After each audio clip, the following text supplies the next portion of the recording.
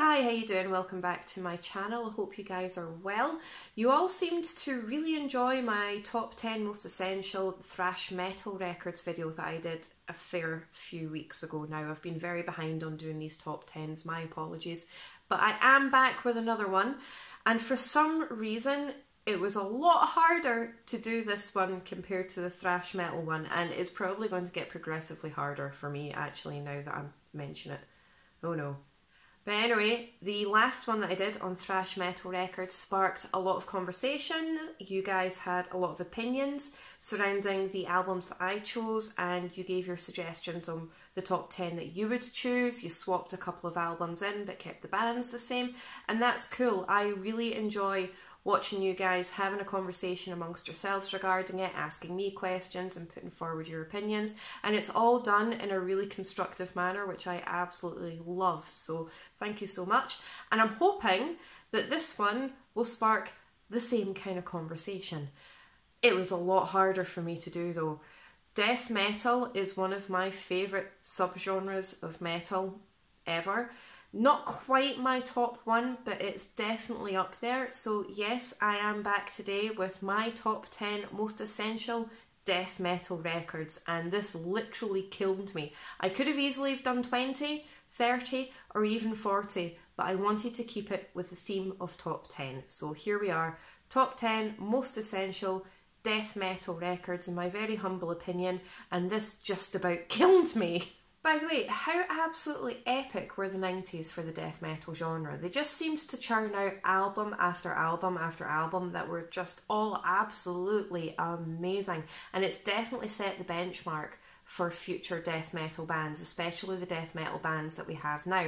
And I will be doing a future video on current death metal bands as well, but I am sticking strictly to the 80s and the 90s for this particular video. And the reason that I want to do a separate video on current death metal bands is because recently, in the last couple of years at least, but certainly this year to say the least, there has been a massive resurgence in the death metal genre, and so many new bands are coming out now. I don't want to leave them out either, so I will be including them in a separate video at some point later on. So these top 10 death metal records that I've chosen are in no particular order. They are just my general top 10. I haven't ranked them because absolutely not. There was no way I could do that whatsoever. And yes, there will be a fair number of bands that I've missed out, but that does not mean that I don't find them essential. I just wanted to keep it to my top 10. I've said that a lot, I'm just going to bash on with this now. Okay, so first up on my list of top 10 most essential death metal records, I have Morbid Angel with Altars of Madness, which was released in 1989.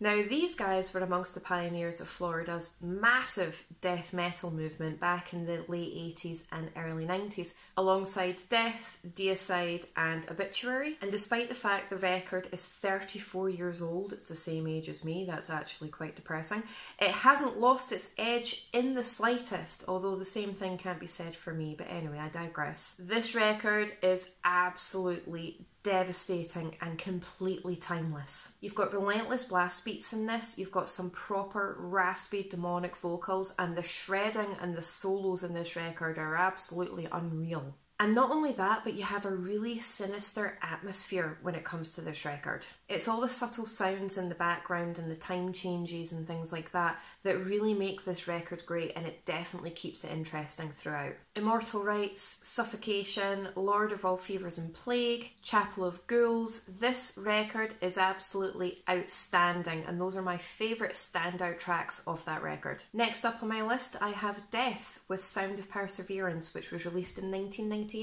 Now, this record was definitely an experimental record. I'm not mad about that in the slightest. I adore this record so much. It's one of my all-time favourite records. Now, the cool thing about this record is the higher pitched vocals and the proper intricate guitar work. It's actually quite catchy in parts, but it's really brutally technical throughout as well. Not only that, but the record does close with a pretty epic cover of Judas Priest's Painkiller, and I absolutely adore that cover. Painkiller is one of my favourite Judas Priest tracks, and these guys absolutely nailed the cover. Not gonna lie, I adore every single track of this record. I'm not even going to try and list what my favourite standout tracks on this record are because I love this record from beginning to end.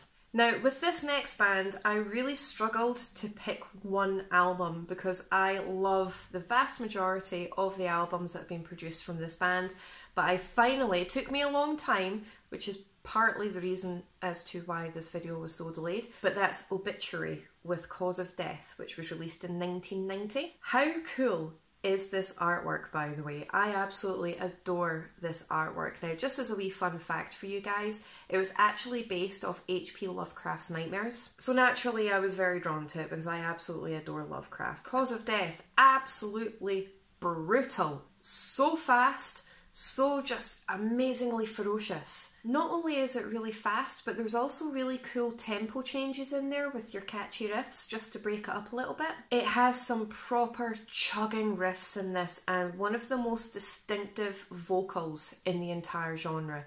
I don't know about you guys, but the instant I hear Obituary's vocals, I know it's them. My favourite tracks of this record are Body Bag, Dying, Chopped in Half and the title track. Okay, so next up on my list here, again, I had a very, very hard time choosing which album from this band and I narrowed it down to two, so I will be talking about one in particular, but I'll also be doing like a special mention for the other one, but that's Deicide with Legion, which was released in 1992. Non-stop, absolutely pummeling blast beats in this record. Absolutely insane riffage and proper hellish vocals. This record goes straight for the jugular and it just does not let go. Now, this is the very first record that I ever heard from Deicide and I love the screaming solos in this record.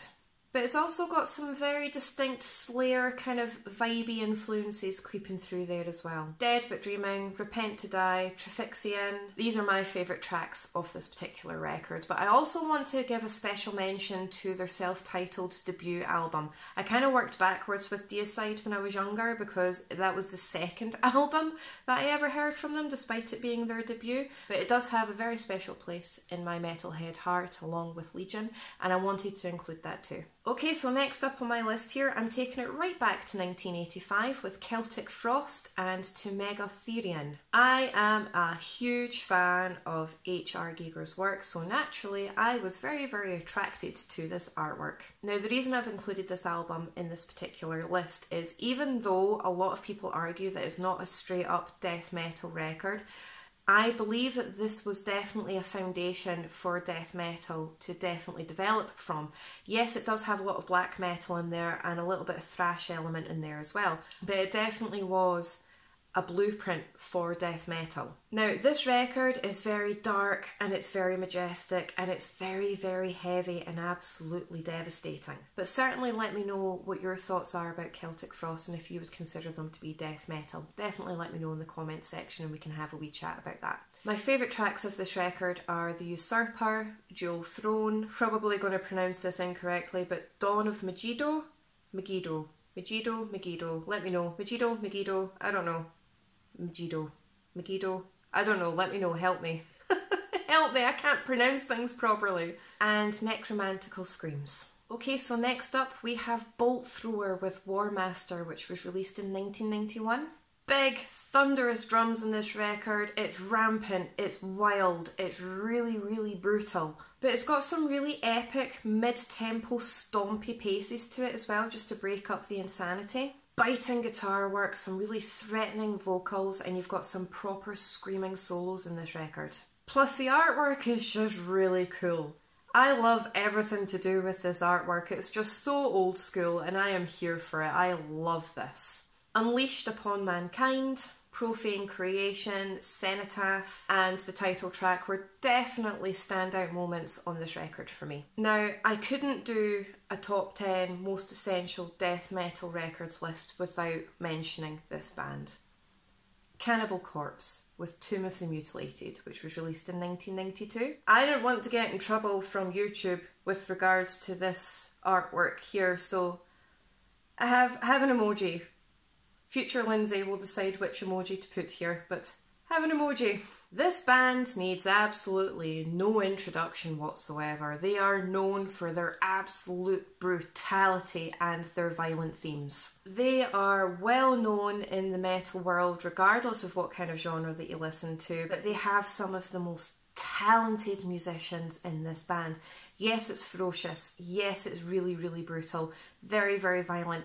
But there's a lot of heavy groove throughout their records as well, not to mention this one. This band were way ahead of their time when they released this record, and it certainly sets a benchmark for absolute brutality now. Hammer Smashed Face, Split Wide Open, The Cryptic Stench, Beyond the Cemetery. These are definitely standout moments for me off this record. There are one or two other standout moments for me on this record as well, but I don't want to mention them just in case I get in trouble.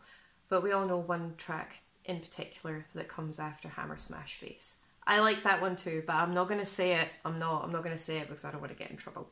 Okay, again, we're taking it right back to 1985 with Possessed and Seven Churches. These guys are considered to be the very first death metal band, and a lot of people view them as the godfathers of the genre. Chaotic melody, that is the only way I can describe this band. It is absolutely insane, but there's the right amount of melody to keep it interesting. But the heavy use of horror themes throughout the record, especially with The Exorcist and Pentagram, certainly give it a little bit of extra spice. Okay, so we're coming to the final two entries on my list here, so I'm just going to get straight to it. I have Entombed with Left Hand Path, which was released in 1990. I loved the very subtle, creepy, kind of sinister keys that were played at the very beginning of this album towards the end of the first track. But this band in general are Swedish death metal at their absolute finest. I absolutely love that Stockholm sound. And these guys were certainly one of the pioneers of that sound. It's ferocious, really chuggy riffs, and it's absolutely relentless. You've also got your pummeling drums and your proper evil, demonic, raspy vocals and some really catchy hooks. I absolutely adore this record, and it is on a regular rotation for me. Plus that artwork is absolutely stunning as well. I love the dark blue and the black combination in this artwork. I just think it's absolutely stunning. Revel in Flesh, Bitter Loss, The Truth Beyond, Premature Autopsy, and the title track. To be honest with you, I love the vast majority of this record, but those 5 tracks are definitely huge standout moments for me.